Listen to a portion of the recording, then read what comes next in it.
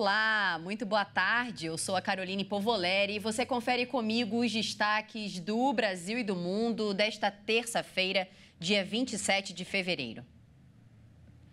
O Tribunal Superior Eleitoral debate hoje novas resoluções para as eleições de 2024. A Corte Eleitoral analisa 12 propostas que detalham temas como propaganda eleitoral e uso de recursos públicos nas campanhas.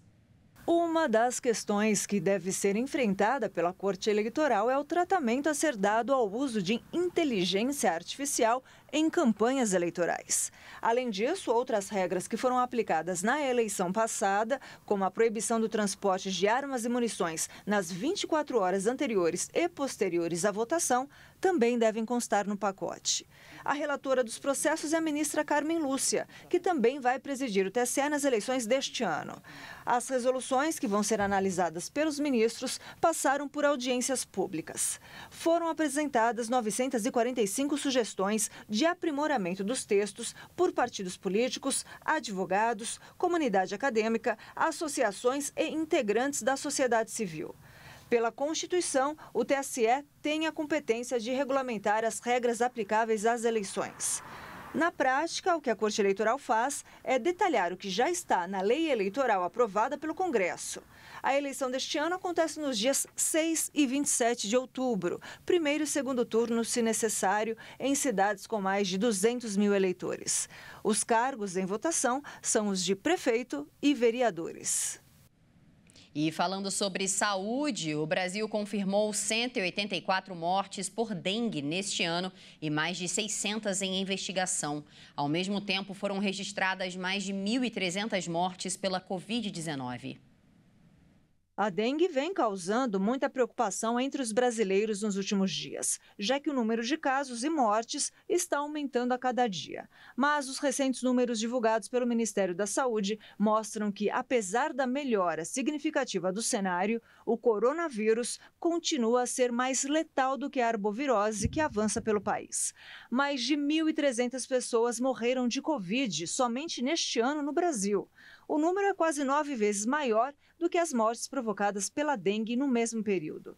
Apesar da melhora no cenário epidemiológico, com uma média semanal de mortes 100 vezes menor do que a registrada nos piores momentos da pandemia, a Covid-19 ainda causa mais mortes do que a dengue, mostram os dados do Ministério da Saúde. As duas são doenças importantes, mas os impactos na saúde e os mecanismos de controle são diferentes.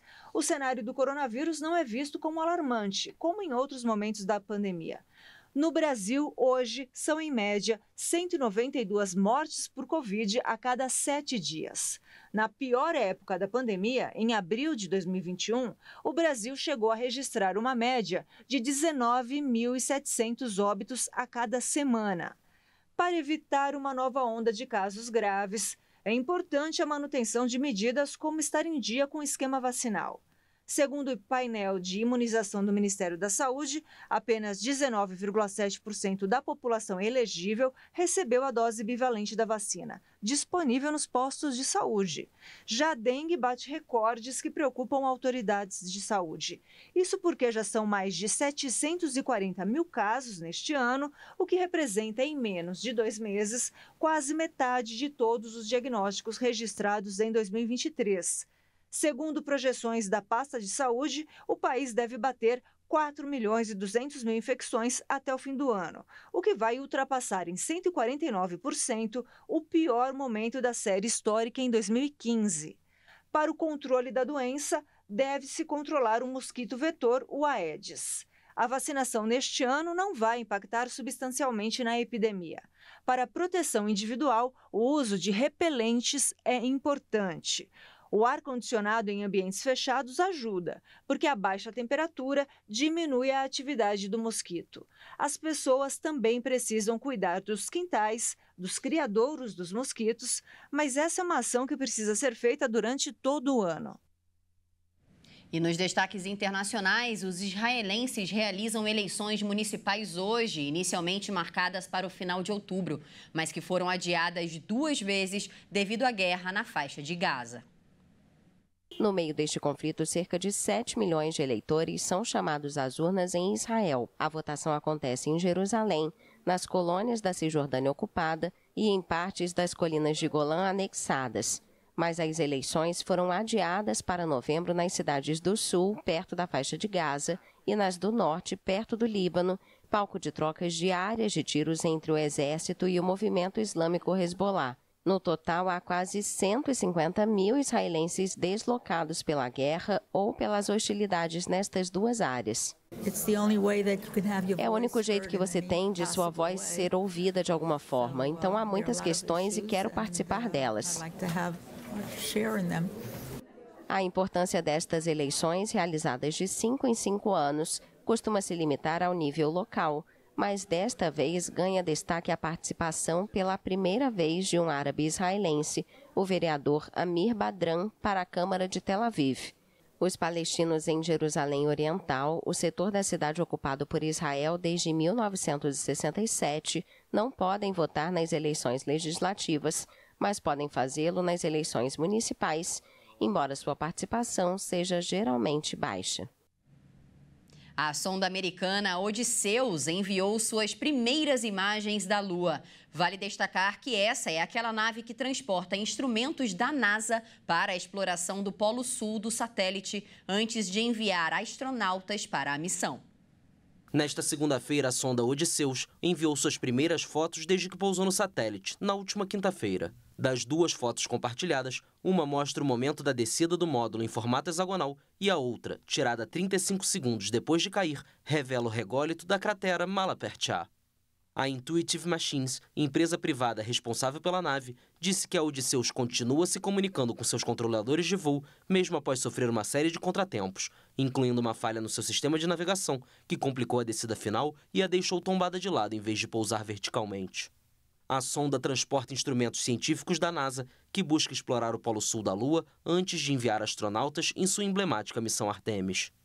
A Agência Espacial Americana passou a atribuir este serviço a empresas privadas, uma estratégia que visa permitir viagens com maior frequência e menor custo, além de promover o desenvolvimento de uma economia lunar capaz de sustentar a presença humana duradoura na Lua, um dos objetivos do programa Artemis. E de volta ao Brasil, estudantes de São Gonçalo, no Rio de Janeiro, vão visitar a NASA após vitória em disputa internacional. As 5 jovens brasileiras do ensino público se destacaram entre os 60 mil participantes. As estudantes foram premiadas no Desafio Internacional de Aplicativos Espaciais da NASA, Space APPS 2023.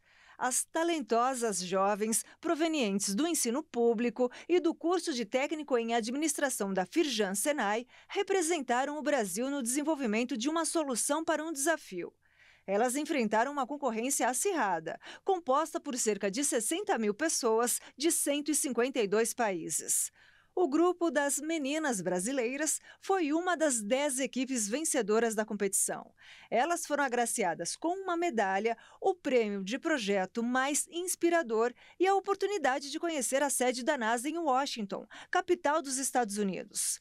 O desafio proposto pela NASA uniu os talentos em prol de um objetivo: criar uma solução para ajudar as pessoas a compreenderem melhor os eventos astronômicos.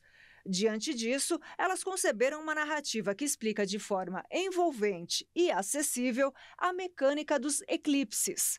O projeto incluiu a apresentação das fases dos eclipses, os processos que o desencadeiam e por que apenas algumas pessoas têm o privilégio de presenciá-los em momentos específicos.